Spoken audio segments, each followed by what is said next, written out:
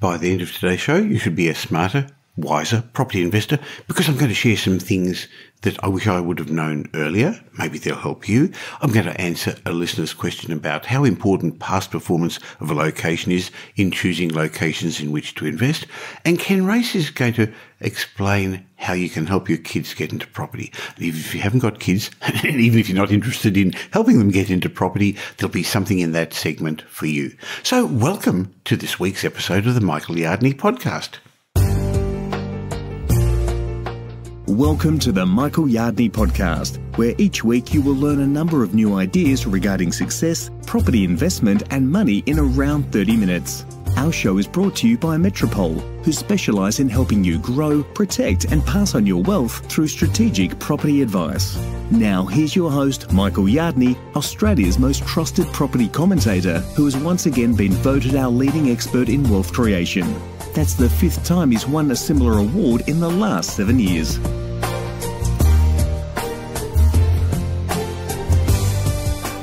It's the beginning of another year, a great time to look back and reflect and see how things went last year. And I hope as you listen to my podcast each week this year, you're going to learn some tips about money, finance, property, success to help make 2019 the best year for you. And we're starting again today with some ideas that should get you in the right direction. There's going to be a chat with Ken Race about getting your kids into the property market. And even if you don't have children, there's some good ideas about affordability and property. I answer a listener's question about how important past performance of a location is. It may not be exactly what you think. And I'm going to start with a bit of a talk about things I wish I would have known earlier in life. That should help you take a shortcut. So let's get on with this week's show.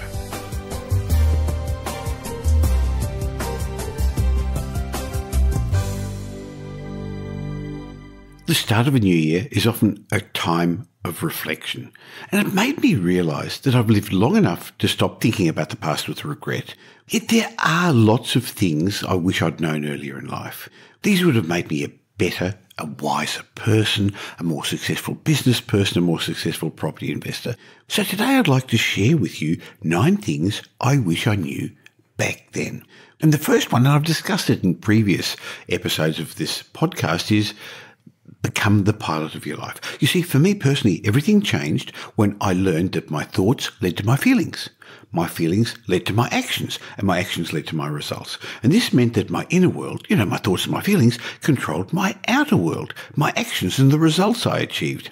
So the turning point for me was when I realized I was responsible for all those things, both the good and both the bad, the things that had happened to me. Everything's happened to me because of the things I'd chosen to do or the things I'd chosen not to do.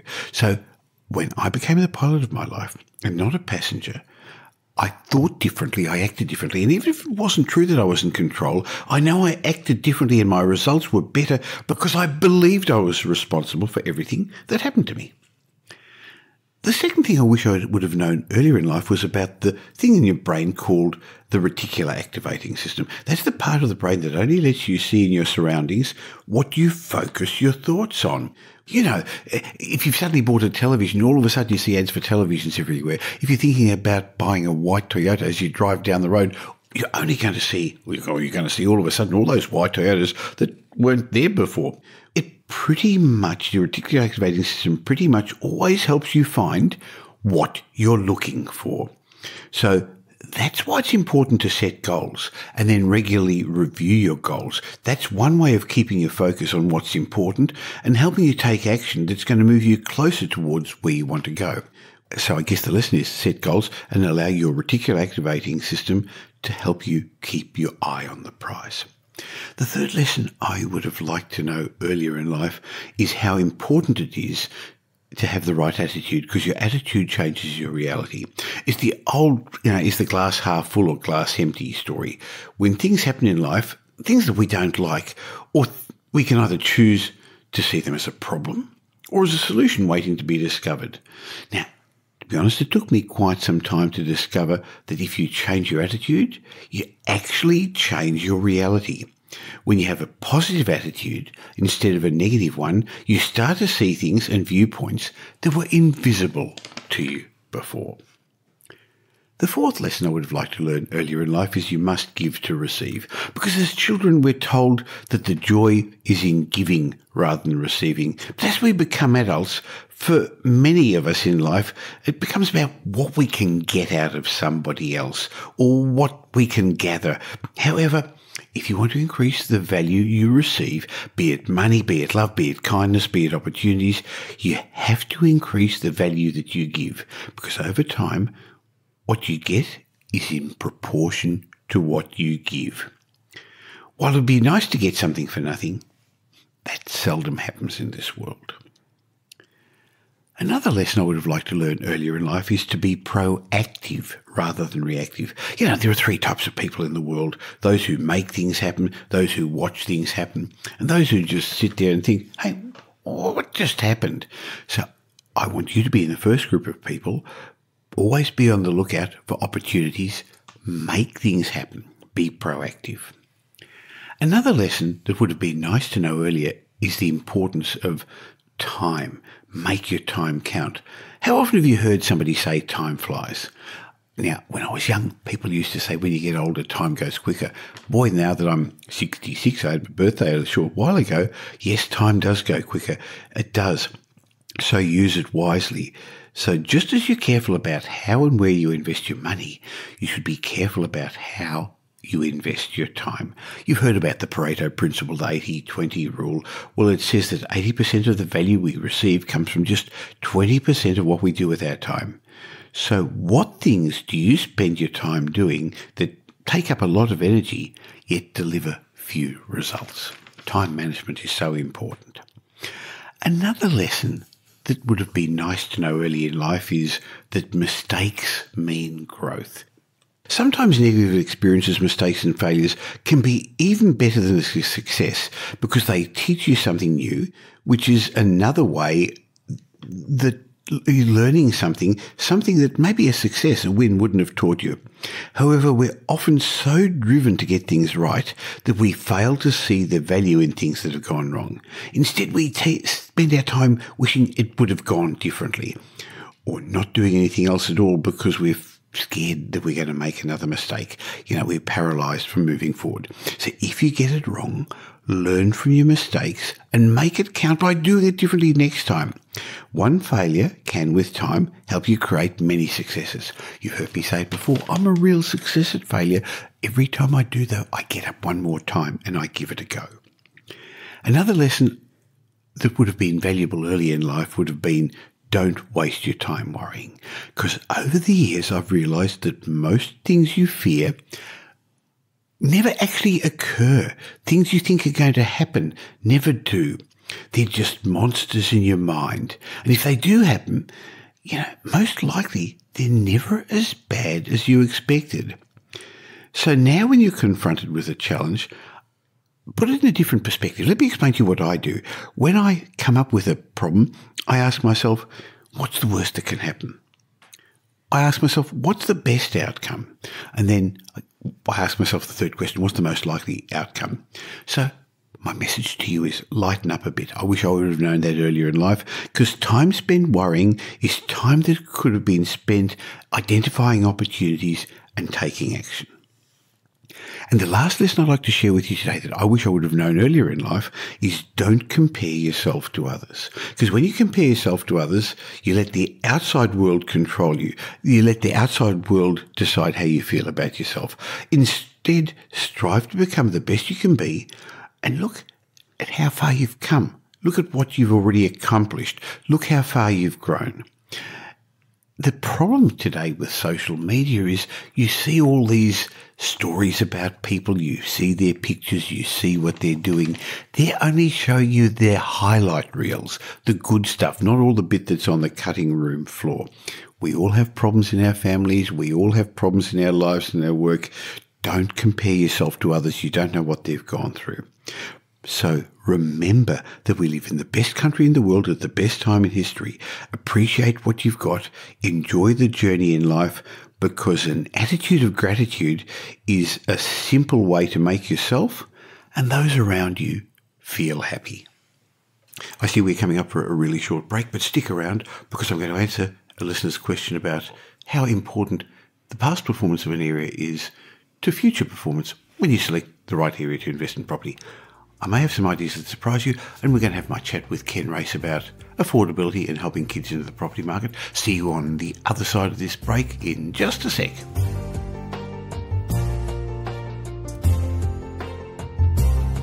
If you're unsure what to do next in our changing property markets, why not turn to the proven and trusted team at Metropole Property Strategists to take advantage of their expertise of profitably investing through the last 5 property cycles. The team at Metropole have been involved in over $3 billion worth of property transactions, creating wealth for their clients, and they can do the same for you. They don't sell property, so their advice is independent and unbiased. Metropole can devise a strategy, their buyer's agents will buy your property for you, or you could use their renovations team, property development, or portfolio management services. Arrange a time for an obligation-free chat at metropole.com.au.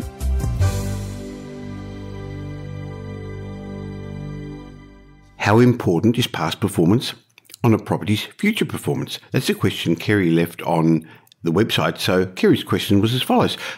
Michael, thanks for the great podcast. I can't wait to get each new weekly episode. Now, when looking for a location in which to invest, how important is the past performance of an area? Thanks in anticipation, Kerry from Fortitude Valley. Well, thanks for the kind words, Kerry. And it was a good question because clearly past performance is an important indicator of how a location could perform in the future. But it really depends upon how far back you look. Short-term past performance is actually a very unreliable indicator. Look, just go back a couple of years and look at how Gladstone, Port Hedland, Moranbah performed in the short term. And then you'll see why a number of unfortunate investors jumped into those markets trying to take advantage of those locations, the hot spots at the time. But now, a few years later, they find that their properties are worth half what they paid for. They can't sell them, they can't rent them. I think, unfortunately, something similar is going to happen to those who invested in Hobart. Not as bad. I don't predict Hobart's going to go down anywhere near as much. But those who jumped onto a bandwagon of short-term growth, they'll find that this year's hotspot becomes next year's not spot. So what are some of the drivers that you can rely on to determine what's going to happen in the future?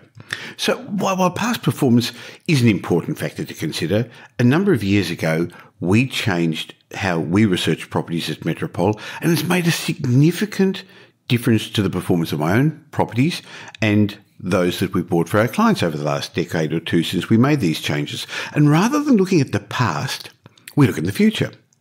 We look for a location that's got multiple drivers of capital growth, including, well, in particular, economic growth, because that leads to jobs growth, which down the turn leads to wages growth and population growth. We also look for the right demographics. And it's not a judge of people, but we're looking for the type of people who are going to be living in that location that are going to have high disposable incomes, above average disposable income, because this affluence will allow them to buy homes, improve their homes, upgrade their properties, and it will increase the value of the properties in the area. And of course, we also look at things like supply and demand. So we avoid areas where there's a significant future oversupply of properties. So in my mind, it's more important to look ahead rather than to look backwards. This means that the past performance, Kerry, is not as important as many investors believe. Look, think about it this way. If a decade or so ago, at the time of the global financial crisis, when things were reasonably tough, you had some money and you said, I'm going to actually invest counter-cyclically. I'm going to actually take advantage of this opportunity and invest anywhere in Australia, any market. Where would you have put your money? Now, looking at the past performance, many investors would have, and in fact did, avoid Sydney because it had experienced a pretty flat property market in the previous 5 years, from 2003 to 2008. However, today, with the benefits of hindsight, anyone who invested in Sydney a decade ago would have done exceedingly well.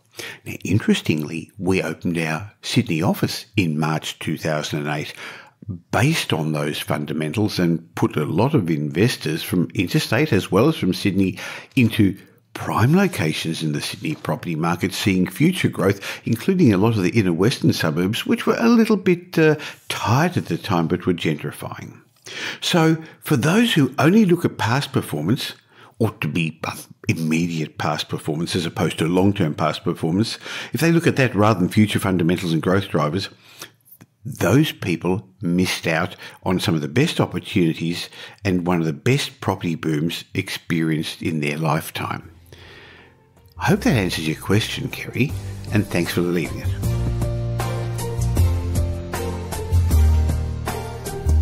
Housing affordability is the current topic of conversation at the dinner tables all around Australia, and for families with Gen Y children in particular, it's probably a discussion based around how they're struggling to buy their first home, and particularly for those in Sydney and Melbourne. There's no denying that it's getting harder and harder to do. Interestingly, I think the main hurdle isn't the serviceability of the loan, it's the necessary deposit that you've got to come up with. But we're seeing more and more parents helping their children buy properties, and there's nothing new. It's happened in previous generations as well. So what are your options? What can you do to help your children buy your first property? And if you're not a parent, but you're in the position of the other side, that you're a child wanting your parent to help, I think you're going to enjoy my chat with Ken Race, Director of Metropole Wealth Advisory, because Ken and I have both been in the same position with kids who are at that age group now. So welcome, Ken. Oh, hi, Michael. So, Ken, there's a number of ways of doing things, from helping guarantee loans for kids to giving them money to setting up special structures. Let's go through the various options. What about guaranteeing the loans? Is that something you're comfortable with? Look, I think not, because you just never know what your child is going to do in the future. So, for me, if it's going to be a guarantee, I would want to limit the guarantee to only that amount that the bank will require to give my child that loan. So if it's $100,000, then just go guarantor for $100,000, not for the whole loan, which could be $500,000 or $600,000. Now that makes a lot of sense. So you could guarantee it. Another way is actually, I guess, to give them a gift. Is that a good way? Is it a tax-effective way? Look, it is a good way, but I think more and more parents are a little bit concerned about the future stability of your children's relationships. So if you give your child a gift, then that becomes their money and would be part of any matrimonial pool of assets if your child ends up in a relationship breakdown and gets divorced. So that money effectively could go to the in-law as opposed to your child. So the in-law becomes the outlaw. So would a better way of doing it to give them a loan which has to be repaid, and you document that? Absolutely. So you've just got to be a bit careful that the way that loan is presented in the loan application, because the bank will see that as a loan and how is it going to be repaid, and then that could impact on the serviceability. So speak to a good finance strategist who knows how to present that to the bank. So you've got to be very careful with the loan, because it may not be deemed to be a loan depending on how that document is drawn up. So a loan could be interpreted as a gift by courts. So you want to make sure that loan is drawn up in a way that will actually retain its flavour of a loan. Okay. Now, another way of setting things up is some people I know want to gift a property to their children. There's lots of cultures where they do that when they get married or do it for the future. Some have even wanted to give a property that they currently own, but that would trigger tax implications, wouldn't it? It certainly does. I mean, we all love our children and we'd like to give them as much as possible, but that story of the in-law becoming the outlaw is critical. And if you own a property in your personal name or jointly with a spouse, if you change the ownership of that, that will trigger capital gains tax and stamp duty. So there could be considerable expenses. What I'm seeing a lot of clients do at the moment is they're using a trust to buy a property today that could eventually be transferred to a child in the future. And depending on the trust that you use, the change of control actually will not trigger capital gains tax or stamp duty in the future. So you buy the property now as the parent, you help retain it, and then at some future date, when your child is 18, 22, 25, whatever you want, you pass control of that trust. And as I said, if it is the correct type of trust, there is no taxes on that change of control. Now, Ken, we've spoken about various sorts of trusts before, but I know that some of the trusts that Metropole Wealth Advisory have put together using our high-power solicitors keep the assets in what some people would call the bloodline, make sure that it doesn't go to the outlaws. How does that work? Correct. So what the trusts that Metropole help our clients get into have two very critical components, and they are the trust date of which it would cease. So there's something called a vesting date. So in the main, trusts stop after 80 years. So if you pass that trust on to your child, depending on their age, 80 years comes, the trust ceases, and therefore there's potential capital gains and stamp duty. So if not to your child, certainly to your grandchildren. So we need a trust that actually lasts, can I use the word forever, which is what we help our clients put into. The other critical thing is what you were just mentioning, and let me paraphrase it into a lineage clause. So that lineage clause will protect the capital, which is the property, the assets in the trust, to the direct lineal descendants of the people who set it up. Some people refer to that as bloodline, but for me it's the lineage, it's those future generations. So that will keep the assets in your direct family lineage as opposed to maybe going off, again, as we say, the in-laws that become the outlaws. Now, there's nothing wrong with in-laws. We've all got them, and most of the time they're very nice people. But life has its way of bringing you some uncertainties, and with the statistics of how many people are getting divorced today, this has nothing to do with the family court. There's nothing illegal about what we're doing. The family court will look at assets in a totally different way. But this is if you've got something special that you want to preserve within the family, isn't it? Yeah, and I think I'm seeing the situation now where a lot of parents are actually trying to provide not only for the next generation, but the one after. So call it the grandchildren. So these sorts of strategies help protect it to the subsequent generation, which for many is as critical as the immediate next generation. So as you said, it's nothing to do with the in-laws. It's more that I want to make sure there's assets that are going to have longevity to be able to use by many generations moving forward. Well, I guess helping your child get into property is the dream of every parent. But I think what I've got out of our chat today is that you've got to have the right structures at the start to ensure that your gift keeps on giving. And even if it's not in their own name, what you've achieved is a level of asset protection, especially a bit of a safety net if there's a family breakdown. You're already starting to think about estate planning right at the beginning, and you can leverage on this to help them get more assets and achieve a hopefully more significant capital gain for your kids over the long term if you get it right at the beginning. So if you want to get it right at the beginning, why not have a chat with Ken Race and his team at Metropole Wealth Advisory? Go to metropole.com.au, click on the Wealth Advisory tab and have a chat with Ken and see. So this is another, I guess, important form of estate planning, passing on your wealth, which is, I guess, what we're all about, Ken, isn't it? That's right, because it helps grow and protect it for the next generation. Well said. So that's what we do at Metropole, as you've heard so often. We help you grow, protect and pass on your wealth. Thanks so much for your advice, Ken. Thank you, Michael.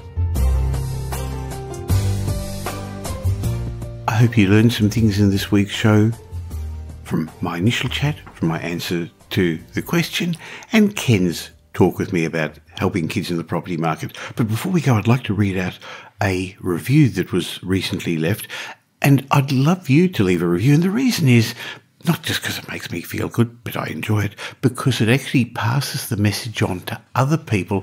And my aim in this podcast is to educate investors, business people, entrepreneurs, to help them become more successful and not fall into the traps that the majority of us do. And that's the reason why I'm going to ask you to help spread the message. Tell somebody about the show if you enjoyed it. And you can even tell them if you didn't enjoy it, but I hope that's not the case. So today's review came from Ashley Walsh, and who said, "Hi, Michael. I recently discovered your podcast around a month ago and have listened to all the episodes. Thank you so much. Hey, some binge listening. Now, by the way, it's vacation time for a lot of us, so why don't you binge listen to the past episodes as well?" Anyway, Ashley went on to say, "They're so great on my hour commute to work. I live in New Zealand and find them to be of great interest and relevance to the New Zealand market, as the basic fundamentals and principles are the same." You're right, Ashley. Ashley went on to say, "Keep up the mindset quotes as well. Love them. Just wondering if you're ever going to come to New Zealand." Thanks, Ashley. Well, Ashley, I have been to New Zealand quite a few times. I love the country. I'm very fond of it because one of my daughters, Amanda, studied there for 6 years, and the New Zealand people were so kind to her. It is a lovely, lovely country, and I look forward to getting back there across real soon. And anyone who leaves a review for my podcast on iTunes or Stitcher or wherever I can get to see them, and I read it out, I'm happy to gift you a book. Any of my books is a way of saying thank you. So write to me at michael@metropole.com.au and I'll gift you the book that you choose. Look forward to catching up with you again next week.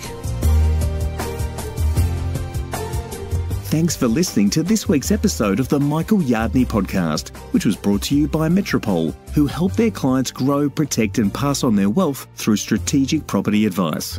If you got value from today's show, we'd really appreciate it if you would leave a review, and we'll read it out on a future show, and Michael will gift you one of his books as a way of saying thank you. Just go to michaelyardneypodcast.com/review and let us know what you think.